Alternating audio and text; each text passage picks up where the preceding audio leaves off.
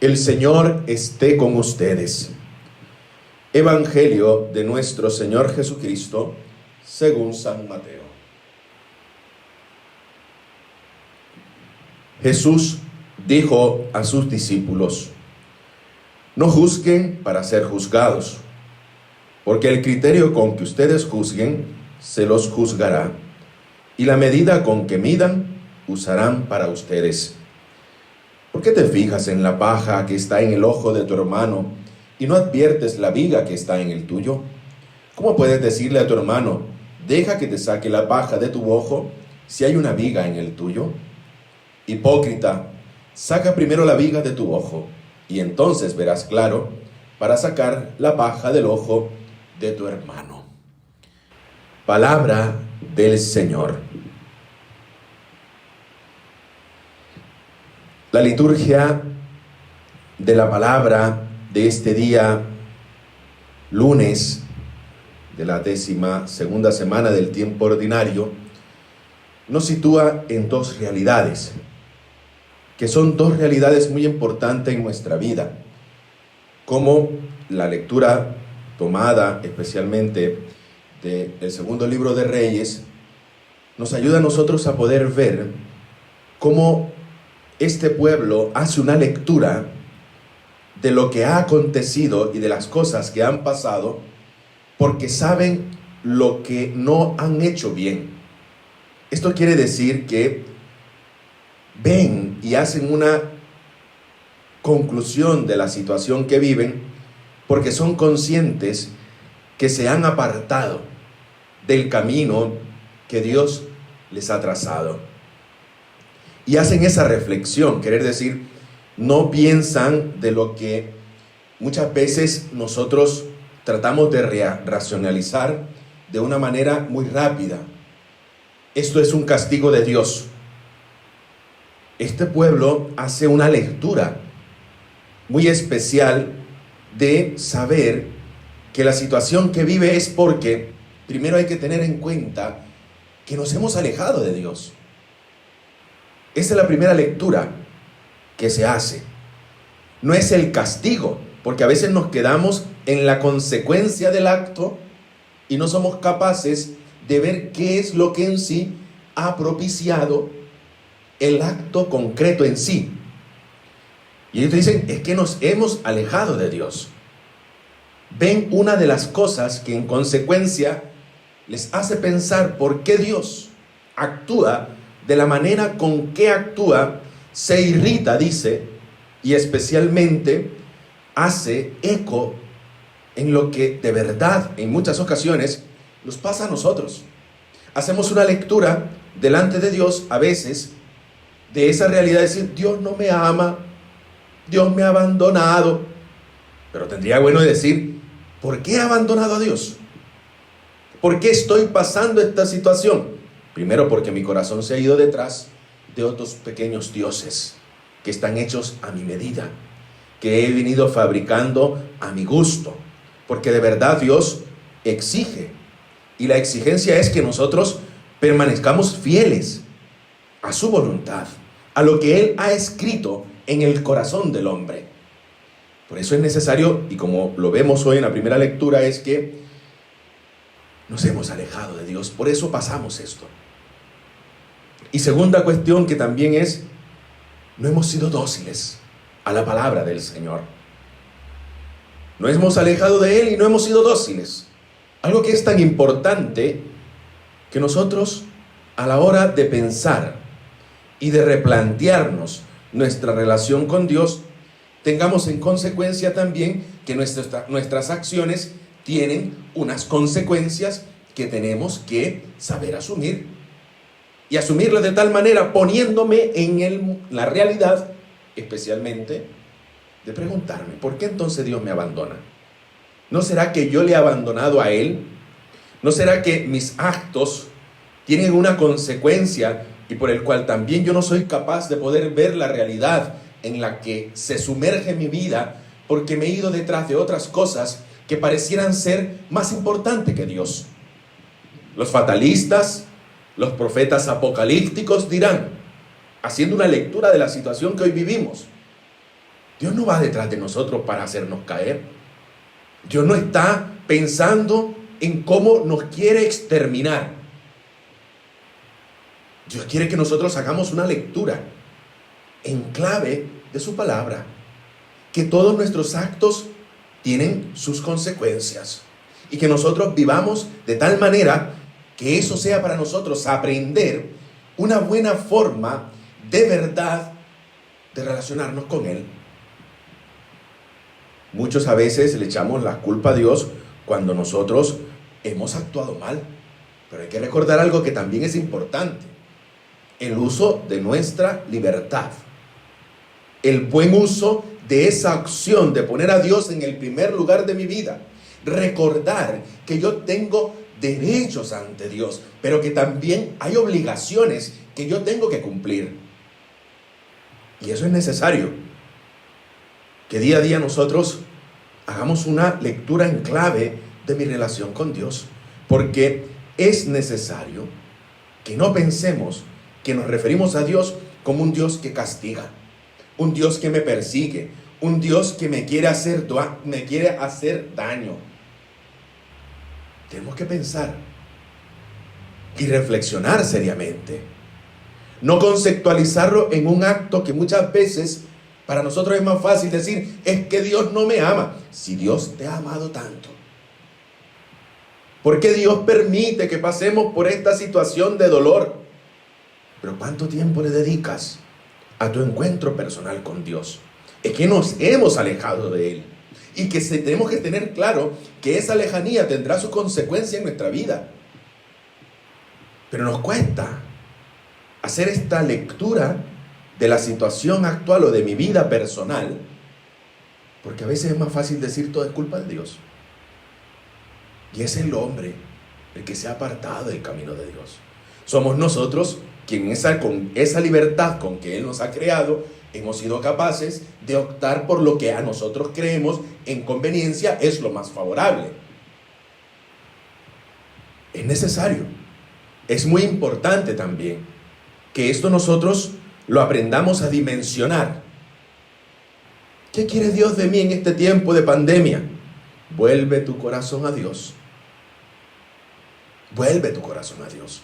Y no estoy predicando un acto apocalíptico, sino estoy predicando más bien la forma con que de verdad nosotros tenemos que aprender a relacionarnos con Él. En el Salmo nos da esa clave: sálvanos con tu poder, Señor, respóndenos, Señor, sálvanos, Señor. Pero hay que poner los medios, hay que necesariamente sabernos plantear delante de Dios. Porque si hablamos de un Dios que es misericordia, no podemos conceptualizar a un Dios persecutor. Si hablamos de un Dios de gracia, no podemos pensar en un Dios que viene a castigarme. ¿Cómo de verdad nosotros nos estamos relacionando con Dios? ¿Cómo de verdad lo estamos haciendo? Y que nos demos cuenta que también tenemos que ser un poco más dóciles, porque a veces jugamos al papel de ser Dios. Y en esta falta de humildad y en este engrandecernos delante de Dios, hay que vivir la docilidad. Hay que ser dóciles. Por eso, hoy en el Evangelio nos da otra clave tan importante: nuestra forma de relacionarnos con el hermano. No juzgues. Es la palabra que suena hoy en el Evangelio. Porque como juzgues, así serás juzgado. Con la medida que uses con tu hermano, será la misma medida que usarán contigo. Si esto ya lo sabemos. Si no es nada nuevo lo que hoy nos dice el Evangelio. La pregunta es: ¿cómo lo estamos viviendo? Porque además es fácil juzgar. Es muy fácil. Y hasta nos crea un sentimiento de pensar de que somos mejores que los demás. Porque nos crea ese sentimiento de pensarnos que nuestra vida es la mejor y que yo soy el prototipo de un buen cristiano, que de verdad me doy el lujo y el gusto de perennemente estar juzgando. No, queridos hermanos.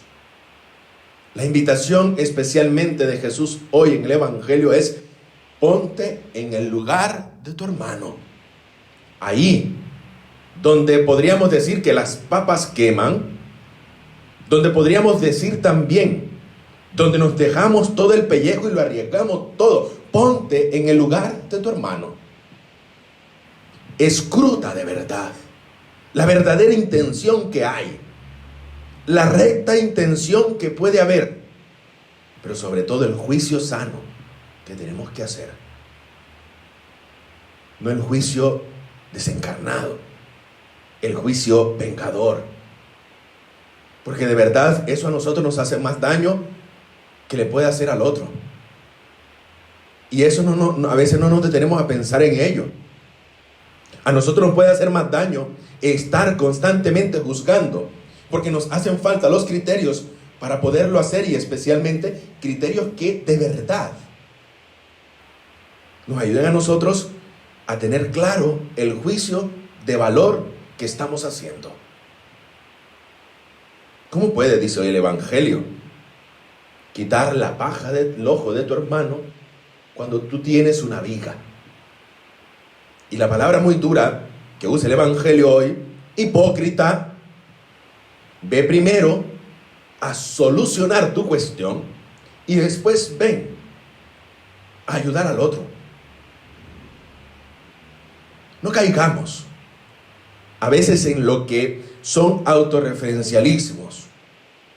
Yo soy el mejor. Yo soy tan bueno que no lo puedo hacer nada mal. No, queridos hermanos. No. Porque el mal juicio tendrá siempre unas consecuencias más duras en nosotros. Porque no somos capaces de ver la capacidad que también está en el otro de la forma con que actúa. Porque nos hace falta ver también lo bueno que hay en eso. Porque nos hace falta saber qué tanto mal de verdad hace mi crítica, mi juicio al otro. Me hace falta ver lo que de verdad es justo y a la misma vez se vuelve en injusto con mi actitud. De verdad, predicar este evangelio no es nada fácil. Porque esto es como el boomerang que se va y regresa. Tenemos que aprender de verdad a ver lo que también existe de verdad en las cosas. No darlo por terminado. No pensar muchas veces que yo tengo la mejor razón o el criterio más acertado para que mi juicio sea un juicio válido.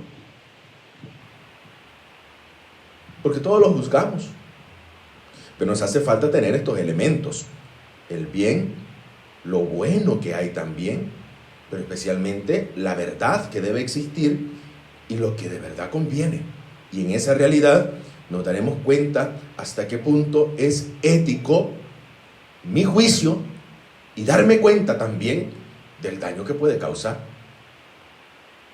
Porque esto nos ayudará a nosotros, al menos para tener más cuidado. Al menos para, ojo, primero hay que reflexionar. Dice el Salmo, no obrar como mulos sin freno ni brida. Dice el Salmo de la liturgia de las horas. No debemos actuar así. No debemos actuar irracionalmente a la hora de elaborar el juicio. Tenemos que vivir en consecuencia. Y especialmente a aquellos que nos gusta juzgar todo. Hoy podemos sentarnos delante de la televisión e instalarnos a juzgarlo todo. Pero ¿qué de verdad y qué salud espiritual a mí me da esto? Hay que preguntárselo.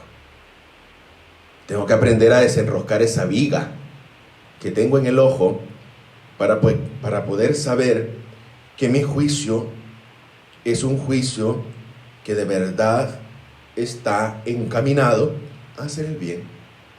Es verdad que a veces encontraremos personas que son más duras de cabeza, que de verdad, por lo que hagamos o dejemos de hacer, no vamos a poderle ayudar, pero abstengámonos. Aquel que se abre, aquel que te invita a caminar 1 kilómetro, haz 2 con él, dice el Evangelio. No es palabra mía, sino palabra de Dios. Aquel que te pide tu manto, dáselo. Es palabra de Dios. Pero es necesario que no se quede en nosotros la palabra del Señor sin una verdadera eficacia y una vivencia más responsable de nuestro ser cristiano. Porque de verdad tenemos que ser sal y luz en medio de las situaciones que vivimos.